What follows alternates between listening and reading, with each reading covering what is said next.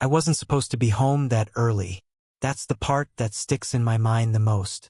If the client hadn't canceled last minute, if the traffic lights hadn't all turned green for once, if I hadn't left my laptop charger at the office and decided to swing by home before heading back out, none of this would have happened. I would have missed it. Missed the moment everything quietly cracked open. The apartment was too quiet when I stepped in. That's what struck me first. Ashley usually has something playing, lo-fi music, a true crime podcast, the kind of noise that makes a place feel lived in. But that afternoon, the air inside was still, too still for a Thursday. I slipped my keys onto the hook, shrugged off my coat, and was halfway to the kitchen when I noticed something by the door. Her purse. Green leather, a little worn near the handle.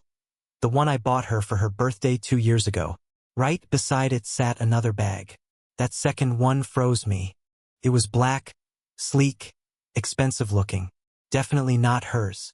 A man's bag, maybe. Or at least it didn't match anything I'd ever seen her carry. It sat there like it belonged, like it had been set down casually. But it didn't belong. Not in our place. I stood there staring at it for a solid 30 seconds. Brain stalling. I was doing the math in my head. Was it her sister's? A friend? A neighbor? Then I heard it. Her voice. Laughter. From the bedroom. Not just any laugh. Not her forced, polite kind. This was that deep, throw your head back kind of laugh. That kind of laugh you give when you're comfortable, unguarded. Not alone. I walked slowly down the hall. My footsteps were nearly silent on the hardwood. And part of me hated how instinctually quiet I was being. Like I already knew something wasn't right. The bedroom door was half open. The lights were dimmed. That struck me, too. Ashley always hated low lighting when she was alone. Said it messed with her eyes. So why? And then I saw them. She was sitting at the edge of the bed, legs tucked under her, hair a little tousled like she'd been playing with it. Her blouse was unbuttoned one more notch than usual. Not revealing, not scandalous, just different. There was a man sitting at the edge of the bed, about 3 feet away from her. Mid-30s, dark hair, nice blazer, no shoes. Socks didn't match, one gray, one black. That stupid detail stuck in my head. For some reason. Maybe because everything else about him was neat. Clean-shaven. Confident posture. Like someone who was used to walking into rooms and being welcomed. And there I was, standing in the doorway. Ashley looked up and saw me. Her expression flickered, just for a moment. Surprise, then something else. A quick, quiet calculation. But by the time she opened her mouth, it was all smooth smiles. "Hey, babe," she said. Like I just come home from a grocery run. "You're back early." I didn't say anything. The man stood up quickly, clearly not expecting me. He gave a nod in my direction but didn't offer a handshake. His eyes didn't quite meet mine. "This is Jeremy," Ashley said brightly, brushing her hair behind her ear. "From college. Remember me telling you about him?" I didn't. Or maybe she had mentioned the name once. Buried in a story about an econ group project years ago. It didn't matter. "He had a layover nearby," she continued, still smiling, "and wanted to catch up for like 10 minutes before his flight." 10 minutes? There were 2 wine glasses on the nightstand. One of them was nearly empty. The other still had a little red at the bottom. The bed was made, but it looked recently sat on. Like someone had leaned back on it and then rushed to straighten the sheets. Ashley's laptop was open but pushed aside. No sign of work on the screen. Just her Spotify window paused mid-song. Jeremy mumbled something like, "Nice to meet you," and was already edging toward the hallway. He didn't wait for my response. Just grabbed his coat from the chair and made a beeline for the door. Like he knew staying longer would only dig the hole deeper. The door clicked shut behind him. I turned back to Ashley, still frozen in the same spot. She tucked her feet under her, tried to make her expression casual, like nothing had happened. Like this wasn't weird. "Kind of random, right?" she said, standing up and stretching.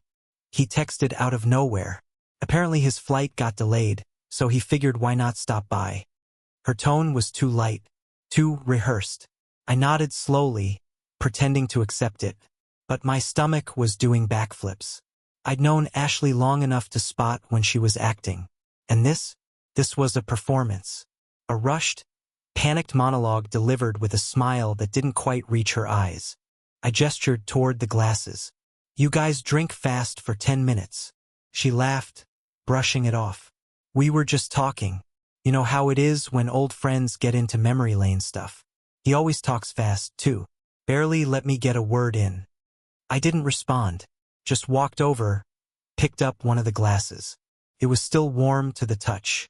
"You want me to order takeout?" she asked, casually moving toward the kitchen. "Since you're home, maybe we can do Thai. I think we still have that discount coupon." She was already shifting the mood, trying to pivot, redirect, get us back into normal, everyday rhythm. But I wasn't moving. "Why didn't you text me he was coming over?" I asked quietly. She turned halfway around. "It was last minute. I figured you were at work. You usually tell me when someone comes by." "Ryan," she said with a light sigh. "It's not a big deal." And maybe that's what made it worse, how quickly she tried to minimize it. How much effort she put into making it seem normal, when it clearly wasn't. I could have pushed harder, demanded answers, asked why Jeremy couldn't meet at a coffee shop instead, asked why they were in the bedroom, why the lights were dim, why her perfume was stronger than usual, why her hair looked different, looser than how she usually wears it at home. But I didn't. I just nodded. "Thai sounds good," I said, and walked past her into the kitchen. She started flipping through her phone, probably to order food. But I could see her eyes scanning something else, probably making sure nothing had been left behind. We ate in silence that night. She talked a little about her day, avoided the topic of Jeremy altogether. I let her. I nodded in the right places. I even smiled a few times. But something had shifted. It was like a film had been peeled back from the surface of our life. Suddenly, every word she said sounded a little too precise. Every movement felt choreographed. Every answer had the weight of someone trying not to leave a footprint. After dinner, she went to take a bath. Said she needed to clear her head. I told her I'd clean up. She kissed my cheek and disappeared down the hall. And that's when I sat down at the table, opened her wine glass and took a slow sniff. Lipstick smudged on the rim. Not hers. And that's when I knew. Whatever it was, whatever she had just tried to hide, had already happened. After that day, I started seeing everything differently. It's strange how once your eyes are open, you realize just how many red flags you've been stepping over like cracks in the sidewalk. Things I used to ignore, explain away, even defend. Suddenly they felt loud, obvious, like the truth had been yelling this whole time and I just hadn't been listening. I didn't confront her about Jeremy. Not directly. I played along, smiled when she smiled, answered when she asked if I wanted coffee. I let her believe I'd swallowed the story, that it was just a harmless drop-in from a college friend.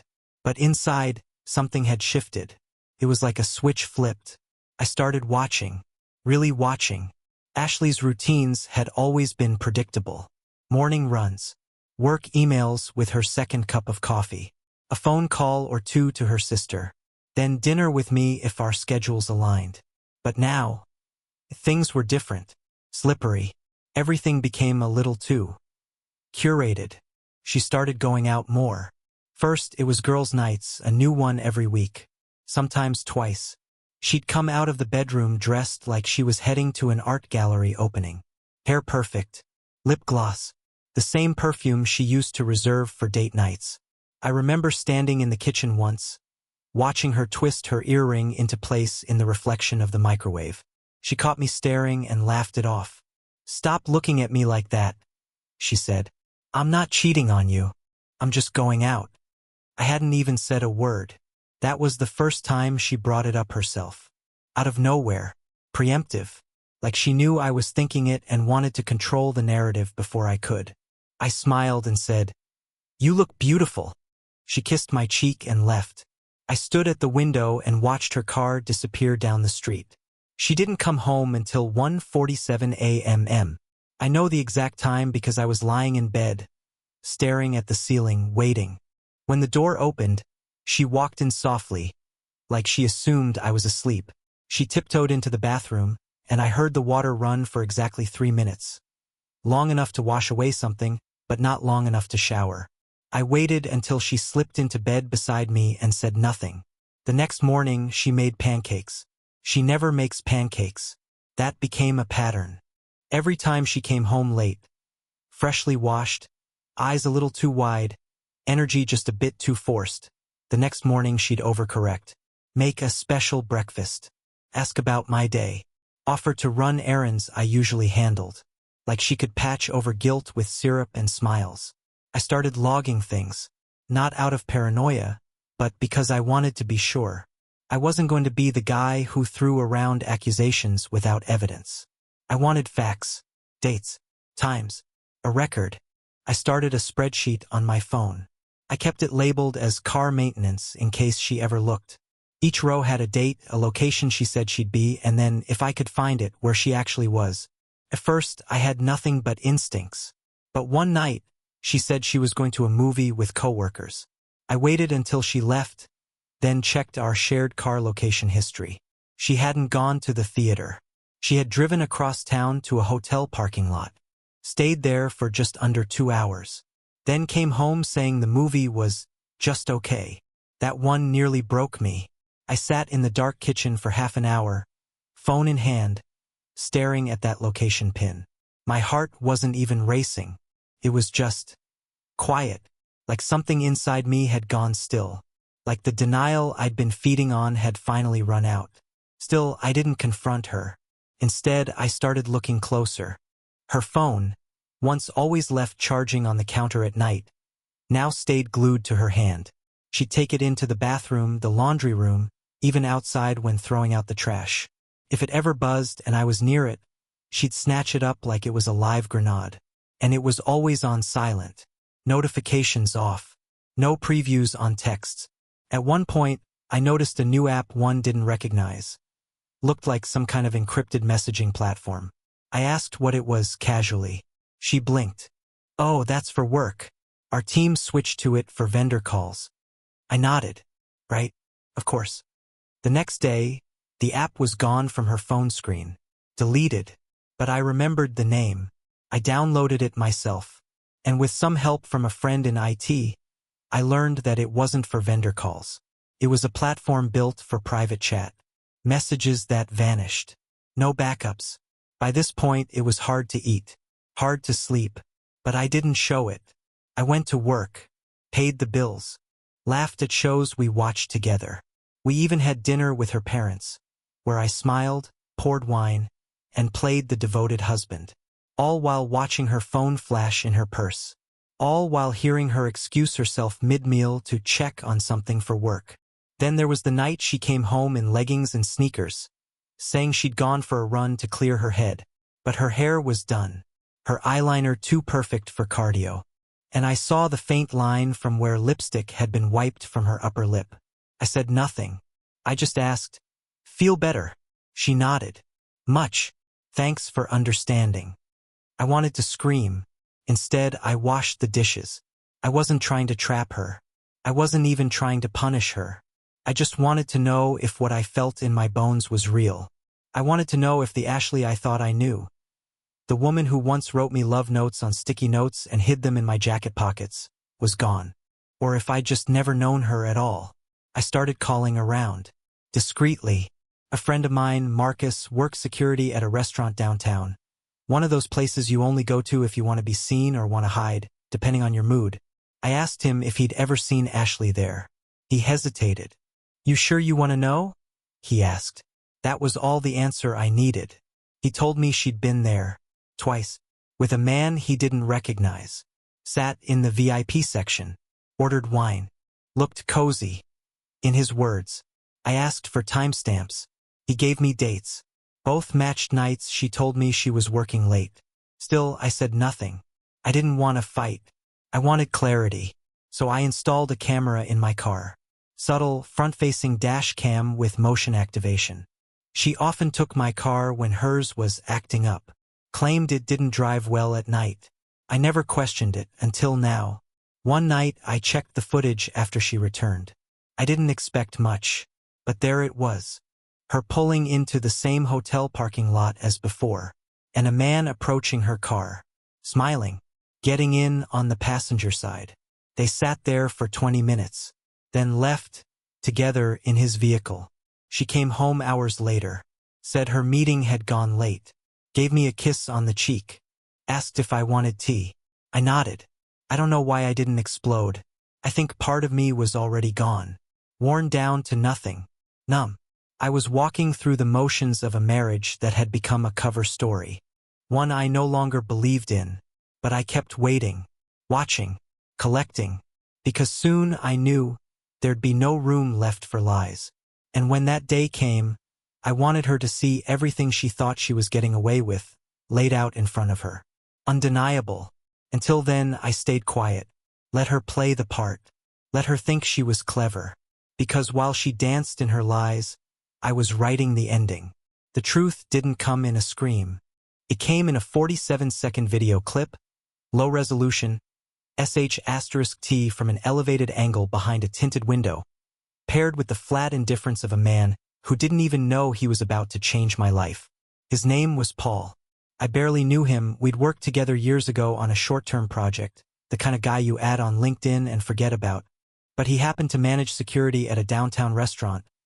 Upscale, velvet booths, moody lighting, the kind of place you only go when you want to impress someone who doesn't know you're lying. I ran into him by accident, bumped into each other at a gas station of all places. Small talk turned into catching up turned into me asking about the restaurant after he mentioned it. I said my wife might have been there with some coworkers a few weeks back, and I was curious about the setup. A test. Paul, always a little too eager to help, asked if I wanted to see the place. Said I could drop by sometime. Slow nights, plenty of cameras. You'd be amazed what people forget they're being watched for, he joked. I waited 2 days. Then I took him up on it. When I arrived, he brought me into the back room, past the kitchen and through a narrow hallway that smelled faintly of pine cleaner and fryer oil. The security office was small, lit by 4 dusty monitors and a humming air purifier that did very little. Paul pulled up a feed from 3 weeks ago, then clicked through thumbnails until he froze. There, he said. That her. It was Ashley, sitting in a booth with dim lighting and a half-full wine glass in her hand. Same earrings I'd seen her wear 2 nights later when she swore she'd found them under the bed. She was leaning across the table, laughing, relaxed, comfortable. The man across from her had his hand halfway over hers, their heads close enough to share a secret. My stomach didn't drop. It didn't do anything, actually, because this wasn't the beginning of the pain, it was the confirmation of it. The final period at the end of a long sentence I'd already read over and over in my head. They kissed. Not wildly, not desperately, just a soft, assured kiss, like 2 people who'd done it before. I asked Paul for a copy of the footage. He paused for a second, then nodded and transferred it to a flash drive. No judgment, man, he said quietly as I left. But I wasn't worried about judgment. I wasn't even angry. What I felt was focus. Cold, steady focus. That night, I didn't mention the video. Ashley came home at 6:52 p.m. Right on schedule. Her makeup was fresh. Her energy just high enough to be normal. She kissed me on the cheek, asked what we were doing for dinner, and I told her I was thinking leftovers. We ate pasta and watched an old rerun of a show we'd both stopped caring about. She laughed at the right moments, tapped her fingers on the armrest in rhythm with the theme music. When I turned to glance at her, she smiled like someone who still believed they were safe. After she went to bed, I opened my laptop. It was time. I compiled everything. The dash cam footage of her picking up the man at the hotel, the car location history, the screenshot*t from her deleted messaging app, retrieved from a backup I'd quietly restored on a spare phone, the security footage Paul had given me, a list of dates, times, and discrepancies, cross-referenced with photos I'd taken of her leaving the house and the outfits that showed up later in hotel security stills. I organized it into a folder labeled Closure. And then I found him. The man in the video, he wasn't some ghost. He had a life, a LinkedIn profile, a wife. Her name was Claire. That hit different. I stared at her profile photo for longer than I should have. She looked kind, young, Tired in the eyes, maybe, but real. The type who probably sent reminder texts about dentist appointments and packed lunches with notes. I created a new email account and attached the folder. I wrote nothing in the body. No threats. No accusations. Just a subject line. You deserve to know. Then I hit send. That was the moment it all shifted. Not because of what I sent, but because I didn't feel the need to say anything else. No rage. No, I got you. No dramatic monologue. Just a quiet exit from the spiral she thought she had trapped me in. Ashley didn't know yet, but she would. 2 days later, she came down the stairs in jeans and a long-sleeve sweater. More modest than usual. She paused by the counter, looking at her phone, then casually said, "I think I might do a girls' night. Haven't seen Nicole in a while." I sipped my coffee. "Cool." She blinked, surprised. "You okay with that?" I shrugged. "Why wouldn't I be?" She studied me for a moment like I was a locked door she couldn't find the handle to. Then she nodded, kissed my cheek, and left. This time I didn't follow her. Didn't check the GPS, didn't watch the camera. I already knew exactly where she was going. And I knew she was walking straight into the collapse she'd built for herself. 2 hours later, she came back. Fast. She slammed the front door, stormed past the kitchen, phone in her hand, her face pale. I could see it, the panic bleeding into her every movement. The unraveling. 12 unread messages. All from Claire. She didn't speak. I didn't look at her. On the dining table was a manila envelope. Neatly stacked, clipped, tabbed. Inside, notarized divorce papers, property division spreadsheets, and one final section labeled emotional damages and deceit documentation. Her hands shook as she opened it. "This is insane," she muttered. I didn't respond. She looked up, voice sharp. "You've been spying on me?" I tilted my head. "No, just watching." "You went through my phone." I raised an eyebrow. "Did I need to? Or did you leave all the pieces out in the open?" "You're not." She hesitated, flustered, eyes darting around. "You're acting like some calculated robot. Like this doesn't even matter to you."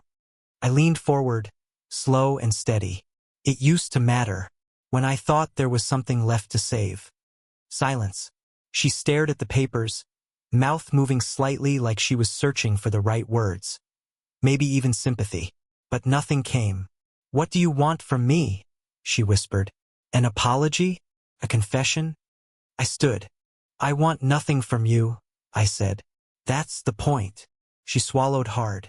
Her mask, the one she'd worn so well, was slipping. For once, she didn't know what role to play.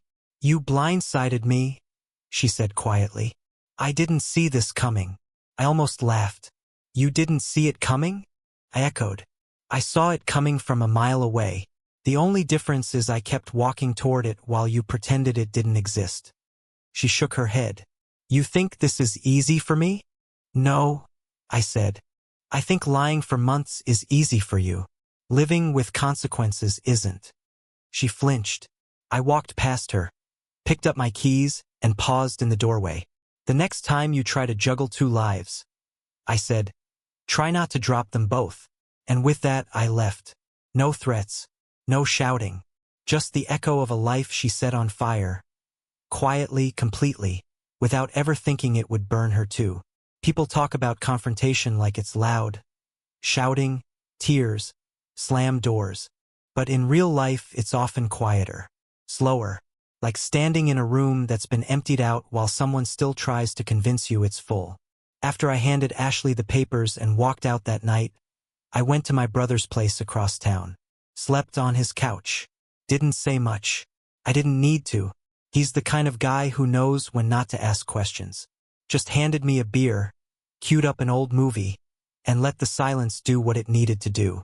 I spent the next 2 days away from the apartment. Cleared my mind. Took care of logistics. Changed passwords, canceled joint subscriptions, had my name removed from anything I didn't plan to keep.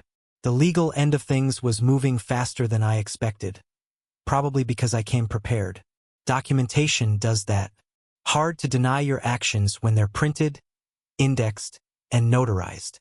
I didn't text her. Didn't check in. But on the third day I went home. I don't know why, really. I guess I wanted to see it for myself. See how she was choosing to exist in the ruins. Not to gloat, not to punish, just to observe. A scientist returning to the site of an explosion, maybe. When I opened the door, the apartment was immaculate. Almost too clean. Like a hotel room that no one actually lives in. The lights were low, candles lit. The air smelled faintly of sandalwood. The one scent she used to say reminded her of our early days. Our first place. Our first night in this apartment. She was in the kitchen, wearing a dress I hadn't seen in over a year. One of the ones I used to say brought out the green in her eyes. She turned when she saw me, and I swear, for a moment, she looked like a stranger wearing Ashley's skin. "Hey!" she said, like nothing had happened, like there weren't divorce papers still sitting on the table under a coaster. I didn't say anything. "I wasn't sure when you'd be back," she continued, smoothing the front of her dress. "I thought maybe we could talk." She gestured to the table. 2 plates neatly set, pasta, garlic bread, a bottle of red we'd opened once on our anniversary. "You made dinner?" I asked, not moving from the entryway. She nodded. "Figured you'd be hungry." There was a strange tremble beneath her words. Not fear, not regret. Control. A last attempt to reset the tone. Make it feel like the past few weeks hadn't happened. Like I'd walked in from work, not from the collapse of our marriage.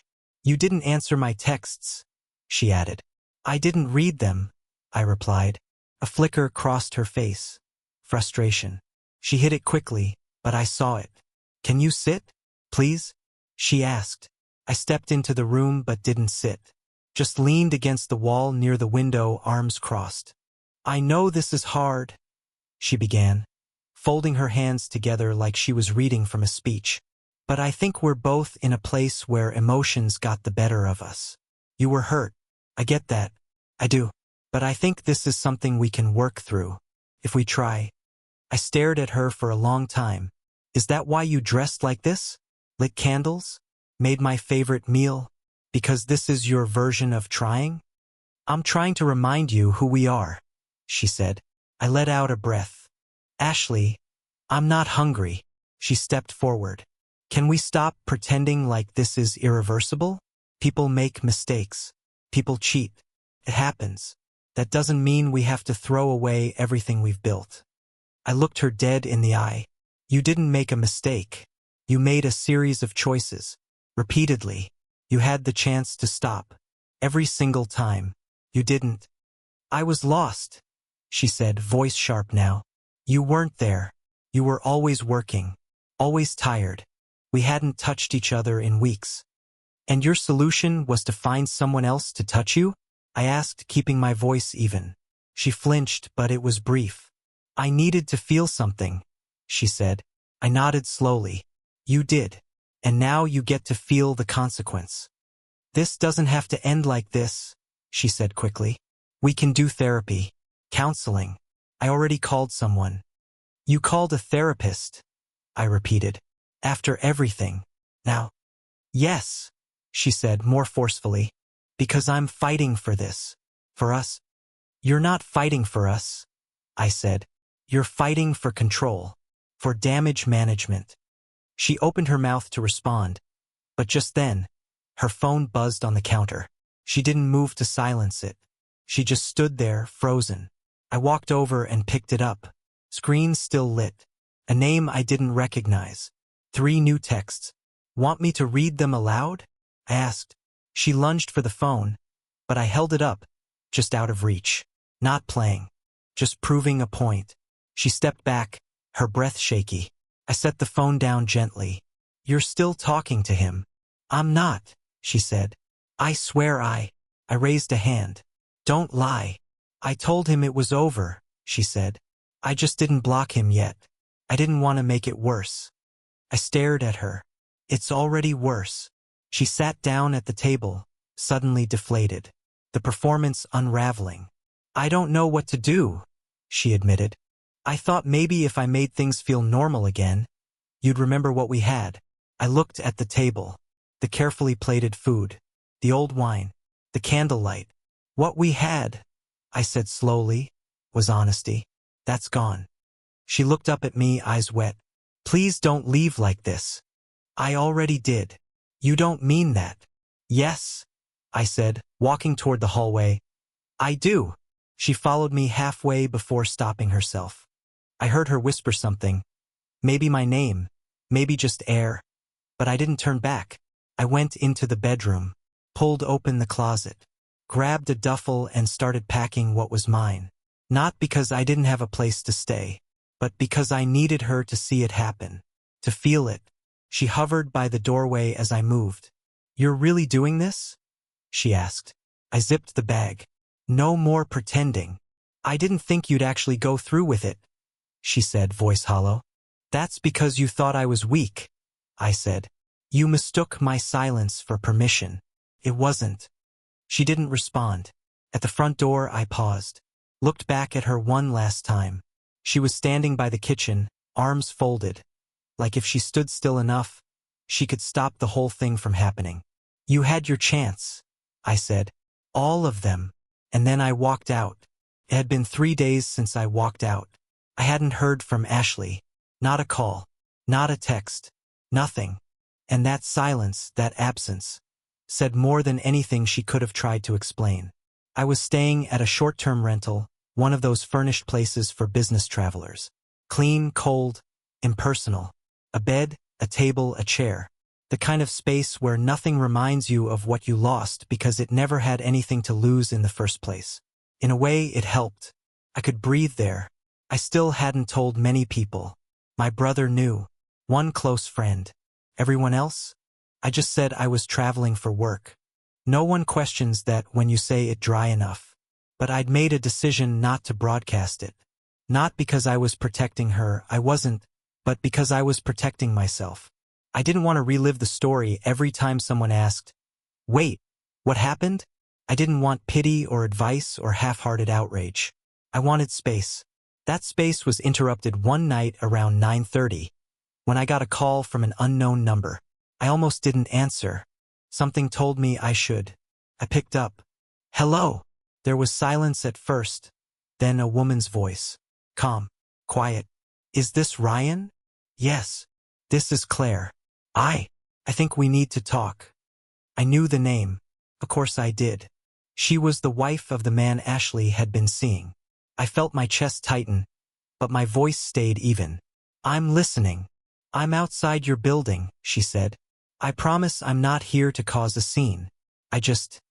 There's something you need to see. It should have felt like an ambush, but it didn't. It felt inevitable. I met her outside 5 minutes later. She was standing by her car, arms folded, a manila envelope clutched to her chest. Her face was tired. Not the kind of tired that comes from lack of sleep, but the kind that comes from too many days of knowing and pretending not to. Thanks for meeting me, she said. I nodded. You didn't have to come in person. I know, she said. But this isn't something I wanted to send over email. She handed me the envelope. It's not evidence. You already gave me that. This is context. I opened the flap and pulled out a handful of printed **TS. Phone messages. Between her husband and someone labeled as Ash. I didn't want to read them, but I did. Ash, he's so flat. Like he's trying but it's just not there, you know? Him. He sounds like a golden retriever. You throw attention at him and he thinks it's love. Ash. That's actually perfect. I could probably ghost him and he'd still say goodnight. I read the words over and over, not because I didn't understand them, but because I couldn't believe they came from her. Claire was watching me, but she didn't speak. She didn't need to. I kept reading. Him. You're not gonna get attached, right? Ash, please. He's routine. Your escape. The last message was timestamped 2 weeks before the night I walked into the bedroom and saw Jeremy sitting on our bed. I put the pages back in the envelope and handed it to her. Why are you showing me this? I asked. Because you deserve to know who she really is, she said. Not just what she did. I swallowed. And you? She gave a tired smile. I already moved out. My brother's helping me with the lawyer. You were the only thing keeping me from pretending it wasn't real. We stood there for a while, not saying anything. Two people whose lives had been rewritten by the same lie. Finally, she asked, "You okay?" I nodded, even though it was a lie. "You?" She gave a small shrug. "Better than I thought I'd be. Worse than I hoped." I understood exactly what she meant. Before she left, she said something I didn't expect. "I think they thought they were smarter than us." I didn't answer, but I thought about that line long after she drove off. Ashley showed up the next morning. She didn't text or call, just knocked. I almost didn't open the door, but I did. She looked drained, like she hadn't slept, like she hadn't eaten. Her hair was tied back, and she wore the same hoodie she used to throw on for Sunday coffee runs. No makeup, no effort, just raw. In her hands was the envelope I had given Claire. She held it like it had weight, like it burned. "I got this," she said. "In the mailbox. No return name, just your handwriting." I didn't respond. "Why?" she asked. "You needed to see it." Her voice cracked. "I already knew." "No," I said. "You suspected. Now you know what he really thought of you." She stepped inside without asking. I didn't stop her. She sat on the edge of the couch, hands shaking. "I thought it meant something," she whispered. I leaned against the wall. "That's the part that gets you?" She looked up at me, eyes wide. "Empty. I ended everything for him," she said. "I ruined our marriage for someone who didn't even see me as a person." I didn't say anything. She kept going. "I thought I mattered, that I was choosing passion over comfort, that I was finding something I'd lost." "You weren't finding something," I said. "You were escaping responsibility, and now the exit's gone." She let out a shaky breath. "I don't know who I am anymore." "That makes two of us," I said. "Because whoever wrote those texts, that's not the woman I married." She covered her face with her hands. "I'm sorry. I believe you," I said. "And it doesn't change anything. I feel like I've burned everything to the ground," she whispered. "You have." We sat in silence. Not the kind that waits for words, the kind that tells you there are none left. After a few minutes, she stood. "I don't have anywhere to go tonight," she said. I didn't respond. She hesitated. "Can I stay?" I looked at her. This woman, this stranger, this person I once built my life around. "No," I said. "You can't." She didn't argue, didn't cry. She just nodded slowly, like the final piece of denial had finally crumbled in her hands. She left without another word. And this time I didn't watch her go.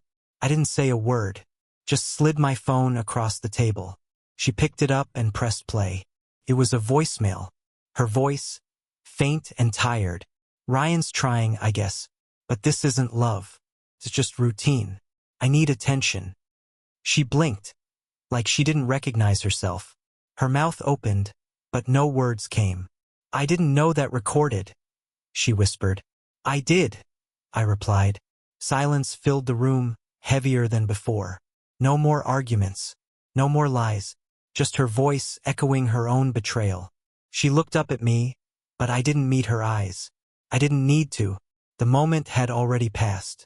There was no anger left, no pity either, just clarity. She wasn't fighting for me anymore. She was fighting the reflection she couldn't undo. 3 days later, she got the email. No subject, no message, just a PDF. Signed, dated, final. She called. I didn't answer. She messaged. I didn't read it. That morning, I walked past our old apartment window. The blinds were half closed, the air still. It was over, not with a bang, but with cold silence. She had played both sides and lost them. The lover who mocked her, the husband who let her go. All for 3 minutes she thought would disappear. But now they were mine, and I would never give them back.